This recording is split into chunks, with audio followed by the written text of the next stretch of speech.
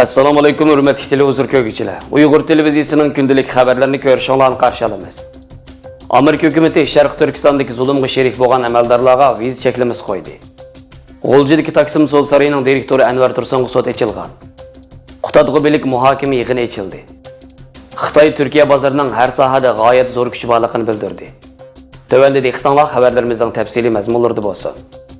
Amerika Xitoy sud söhbəti başlanış arpısında Trump hökuməti Şərq Türkistondakı siyasi bastırışqa şerik bolğan Xitoy əməldarlarına Amerika viza çəklimiz qoyduğanlığını elan qıldı.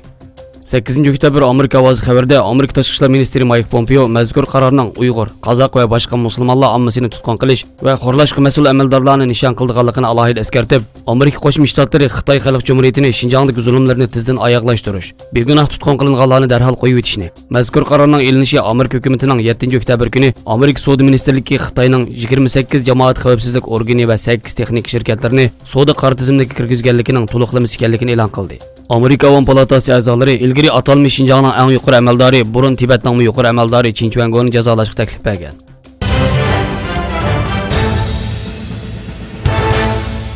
Erkin Asiya radiosi xabari 8 oktyabr kuni G'o'lji vaziyatidan xabardor kishilardan biri G'o'lji shahridagi Taksim sud saroyining direktori Anvar Tursun ustidan sud ochilganligini ma'lum qildi.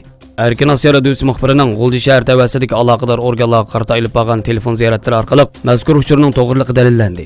Ma'lum bo'lishicha, oila a'zolari qatnashtirilmagan va advokatsiz ochilgan bu sudda hukm chiqarish 3 oy keyinga qoldirilgan ekan. İlgari ijtimoiy taratqularda Anvar Tursun haqida berilgan xabarlarda bu yil 50 yoshga kirgan Anvar Tursun G'o'lji shahrining Harambog' ko'cha boshqarmasi yangi hayot aholi rayonida o'ltirishlik bo'lib, u o'g'li Azimat Anvarni Turkiyada o'qitganlik uchun o'g'li bilan birlikda tutqun qilingan.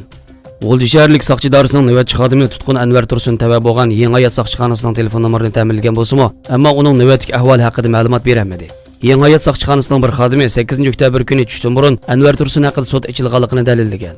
Uning bayonlarida ma'lum bo'lishicha, Anvar Tursun ustidan ochilgan sudga Anvar Tursunning oila a'zolarimi, Anvar Tursun tava bo'lgan Achal aholi komiteti xodimlari qatnashtirilmagan. Advokatsiz ochilgan bu sudda hukm 3 oy keyin chiqarilishi qoldirilgan.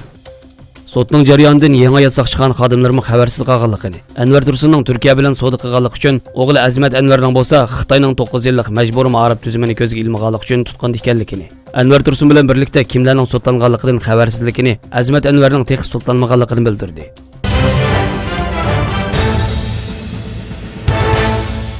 Birleşken Devletler Teşkilatı Fen, Ma'arif ve Medeniyet Komiteti 2019 yılını Qutadg'ubilik yili deb e'lon qilib, 26 sentabr kunidan 28 sentabr kunigacha Anqarada Qutadg'ubilik ilmiy muhokama yig'ini o'tkazdi.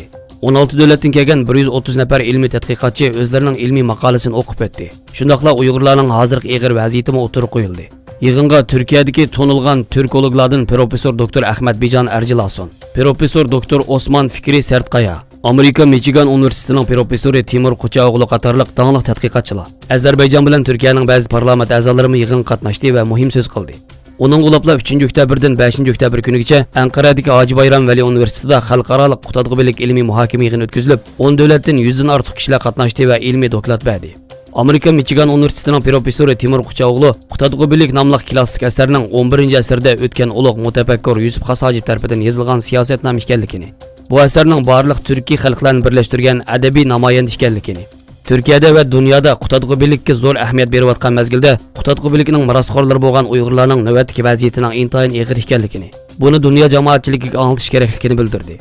Turkiya til tadqiqot idorasining to'r betidagi ma'lumotlarga asoslanganda Qutadg'ubilik yili munosabati bilan hozirgacha bo'lgan 10 oy ichida Turkiyada 20 atrofida faoliyat o'tkazilgan.